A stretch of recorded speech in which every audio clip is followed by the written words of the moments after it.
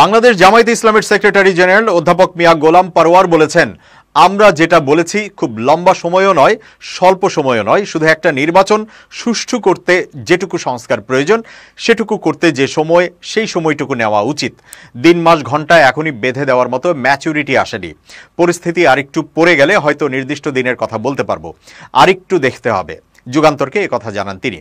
Jamaat secretary বলেন, অন্তর্বর্তী সরকারের মাত্র 1.5 মাস সময় হলো, অনেক সংস্কার প্রয়োজন নির্বাচনকে সুষ্ঠু করার জন্য। তিনি আরো বলেন, রাষ্ট্রের সংস্কার অনেকগুলো, সেগুলো নির্বাচিত জনপ্রতিনিধিরা করতে পারবেন, কিন্তু অরাজনৈতিক এই অন্তর্বর্তীকালীন সরকারের কাজ হলো একটা সুষ্ঠু নির্বাচনের জন্য ন্যূনতম যে সংস্কারটুকু দরকার, জনপ্রশাসন, পুলিশ, নির্বাচন কমিশন ও অন্যান্য সাংবিধানিক প্রতিষ্ঠানগুলো অকেজো হয়ে আছে, এই জায়গায় হাত দিতে যেটুকু সময় লাগে সেটুকু সময় নেওয়াই উচিত। তাহলে জাতি বুঝতে পারবে কোন সময় গ্রহণযোগ্য। এখানে মাস, দিন, ঘন্টার চেয়ে পরিস্থিতিটা হচ্ছে গুরুত্বপূর্ণ। সেটুকুকেই আমরা যৌক্তিক বলে মিন করেছি।